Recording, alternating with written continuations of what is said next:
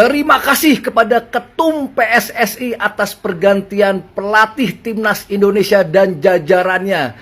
Ketika mereka datang, mereka disambut dieluk-elukan bagaikan sang bintang.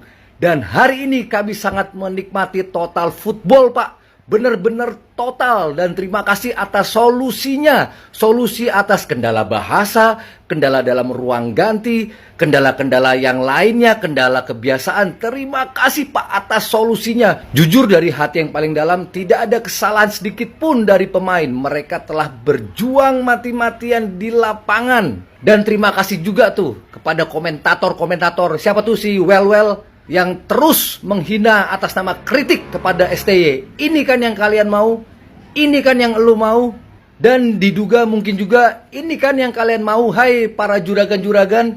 Ini kan yang kalian mau, ini kan yang kalian ingin lihat Timnas Indonesia seperti ini. Tapi kami secara pribadi tetap optimis Timnas Indonesia dikembalikan ke dalam bentuk sebelumnya. Pesan saya, yang tahu diri mundur. Yang tahu diri dipulangkan, yang masih punya hati nurani dan wisdom kembalikan, yang memang layak dikembalikan. Timnas Indonesia selalu di hati. Assalamualaikum warahmatullahi wabarakatuh. Balik lagi di channel Mereka Bicara, teman-teman. Gimana teman-teman?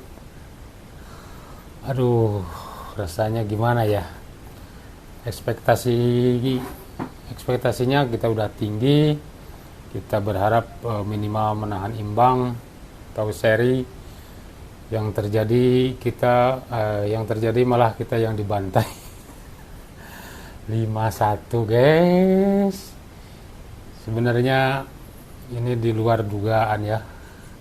Sebenarnya kita berharap minimal kita menahan imbang, baik ke 0-0 ataupun 1-1. Ini malah yang terjadi malah 5-1. Gimana ini teman-teman? Rasanya walaupun memang belum pupus, masih ada harapan ya untuk di peringkat 3 atau 4. Tapi kalau lihat kenyataan seperti ini rasanya berat. Sakit. Benar-benar sakit ya. Jadi ingat pelatih sebelumnya ya. Dimana tadi di akhir laga para penonton Timnas Indonesia di stadion meneriakan Sintayong gitu. Karena mungkin mereka kecewa, mereka belum bisa move on juga dari Sintayong. Mereka juga masih belum menaruh kepercayaan yang besar mungkin kepada pelatih baru. Dan ini debut pertama pelatih baru kita. Ternyata hasilnya seperti ini. Ya mungkin kita doakan aja. Kita mudah-mudahan di pertandingan berikutnya melawan Bahrain kita menang ya. Tidak ada kata lain selain kemenangan. Kita harus menang. Kita harus memenangkan game tersebut. Oke teman-teman, ini ada beberapa tanggapan warganet ya. Di antaranya ada yang menyalahkan Erick Thohir, juga ada yang meminta Erick Thohir untuk mundur, dan diantaranya ada juga yang meminta Sintayong dikembalikan. Tapi seperti apa videonya kita lihat aja. Yang belum subscribe silahkan tekan tombol subscribe-nya. Kepada yang sudah subscribe saya ucapkan terima kasih. Semoga kebaikannya dibalas Allah Subhanahu wa Ta'ala. Kita lihat video pertama. Nah kan dikasih paham langsung sama Australia. 5-1 loh. Aduh. Oke, sebelum itu aku di sini minta ke kalian jangan sampai kita menghujat pemain-pemain kita. Pemain-pemain kita itu apalagi lagi bertanding gitu ya. Nantinya setelah pertandingan lawan Australia ini ya, yang walaupun berakhir dengan hasil yang tidak memuaskan, yang mungkin mengecewakan juga, nanti kita akan ada pertandingan lawan Bahrain lagi dengan pemain yang sama gitu kawan-kawan. Dengan pemain yang udah didaftarkan. Jadi aku minta tolong ke kalian jangan menghujat pemain-pemain kita, karena mereka lagi berjuang, lagi berlaga untuk kita ya, penikmat sepak bola, supporter Garuda ini, supaya kita bisa dapat slot Piala Dunia kawan-kawan. Betul ya, kita jangan sampai menghujat para pemain karena mereka udah jauh-jauh datang, mereka udah bertanding, dan saya rasa tidak ada kesalahan ya untuk para pemain. Saya rasa pemain udah cukup berjuang keras mereka melakukan apa yang diinstruksikan oleh pelatih, apa yang diterapkan oleh pelatih mereka sudah jalankan. Tapi beda ya, itulah konsekuensinya bermain terbuka seperti itu. Jujur gue bingung, kenapa di era STY dengan kedalaman skuad yang mungkin tidak semewah sekarang, timnas kita pada saat melawan Australia itu mainnya jauh lebih bagus dan lebih enak banget ditonton dibandingkan pada saat Patrick Kluivert saat ini memimpin. Oke, pelatih kita ini memang masih baru pertama kali melatih timnas kita. Mungkin chemistry-nya belum dapat, tapi dengan kedalaman skuad yang ada, seharusnya mungkin tidak sampai babak belur 5-1 di kandang Australia. Dengan hasil ini timnas kita memang masih punya kans untuk bisa lolos ke putaran Piala Dunia selanjutnya. Walaupun langkahnya memang nggak gampang, cukup berat memang, tapi nggak ada yang nggak mungkin. Kita doain timnas kita mampu bangkit. Jujur gue seneng banget sama striker baru kita, Ole Romeni, yang mainnya bagus banget. Ini bener-bener striker yang kita butuhin. Kualitasnya bener-bener sangat pas untuk timnas kita di masa yang akan datang. Gimana nih menurut kalian, tanggapan kalian tentang kekalahan timnas kita pada hari ini? Coba kalian tulis di Oh gimana ya, Wong, apapun yang terjadi ya semuanya udah kejadian, semuanya sudah berlalu. Indonesia udah kalah 5-1, kekalahan yang cukup telak, kekalahan yang cukup menyakitkan. Kita terima aja, kita terus dukung timnas Indonesia. Mudah-mudahan kedepannya bisa lebih baik ya, pelatih baru ini yang katanya. Ini gue langsung dari GBK ya, ini masih rame banget di sini. Lu udah pada lihat juga 2 kali golnya itu dari crossing corner ya. Nanti untuk review yang lebih proper mungkin malaman atau besok. Tapi ada satu fun fact yang mau gue kasih tahu kalian, boy. Mungkin lu yang datang di nobar di sini atau lu nobar dimanapun. Di sini ketika kameramen nyorot Kluivert, itu supporter tuh nyorakin kayak Kluivert Ya berarti dengan hasil 5-1 ini ya berarti gue yakin 99% ya penonton timnas itu masih belum bisa menerima kehadiran seorang Kluivert. Ini gue nggak bohong ya, boy. Lu boleh tanya orang-orang yang datang nobar yang beneran dukung timnas, bukan bujar-bujar 700, oke? Nih lu tanya temen gue nih kalau nggak percaya. Gimana tanggapan lu sama permainan anak Kluivert? Duh, berantakan defense-nya. Kalau lu gimana, Dar? Parah, Cok. Bener-bener disorakin terus sama penonton di sini, Cok. Jadi bukan gue yang nggak bisa move on dari Sintayong, tapi emang hasil kita jauh banget dari harapan ya. So menurut kalian gimana, boy, terkait dengan hasil dari timnas kita yang kocak ini? Tulis di bawah ya. Terima kasih, boy. Jangan lupa Dengan kedalaman skuad yang tidak terlalu mewah seperti sekarang ini ya. Dulu Sintayong bisa menahan imbang Australia ya di Jakarta. Tapi kenapa sekarang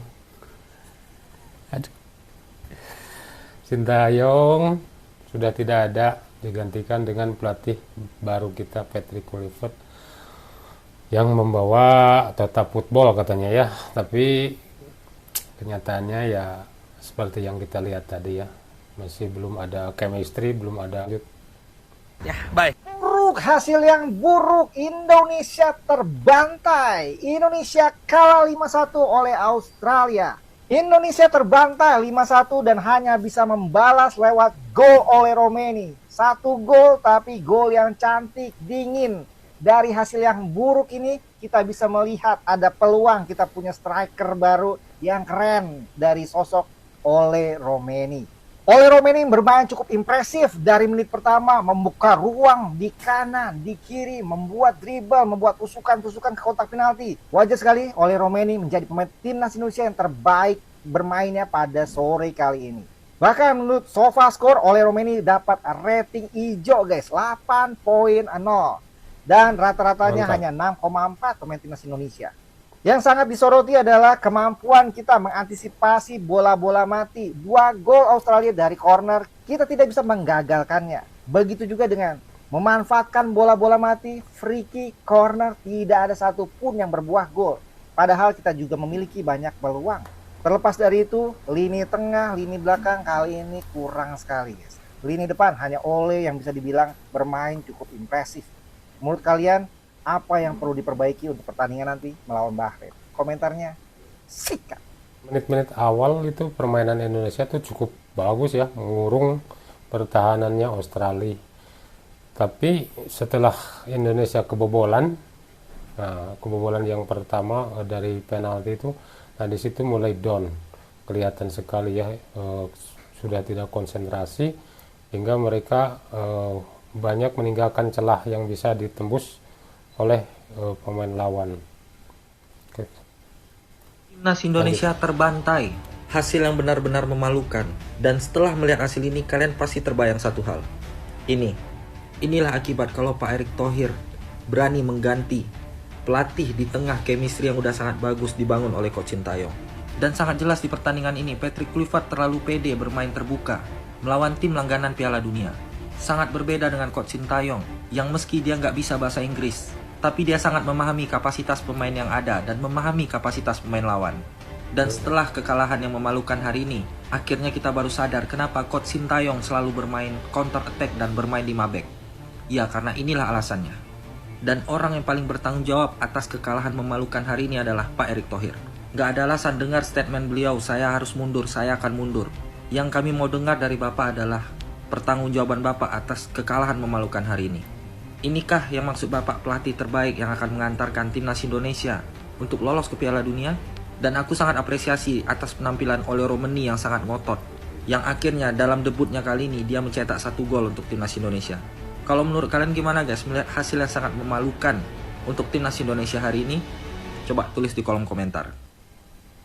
Ya, sepertinya ada harapan ya kalau melihat penampilan Oleh Romeni di pertandingan tadi. Oleh Romeni cukup impresif bermainnya, dia ngotot, dia lari sana lari sini dan bisa mencetak 1 gol, dan itu gol yang cukup bagus ya, cukup dingin. Mudah-mudahan nanti Oleh Romeni di Jakarta bisa mencetak gol lebih banyak lagi ya. Oke teman-teman, itu tanggapan-tanggapan dari warganet kita ya, yang bikin kocak juga.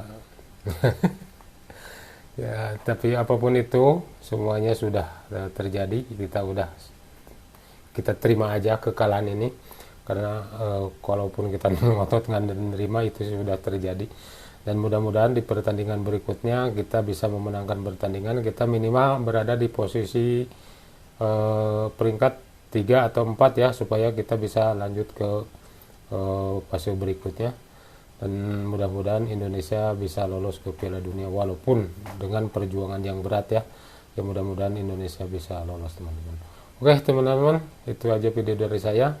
Terima kasih sudah menonton dimanapun Anda berada. Jangan lupa like, komen, dan subscribe. Terima kasih. Assalamualaikum warahmatullahi wabarakatuh.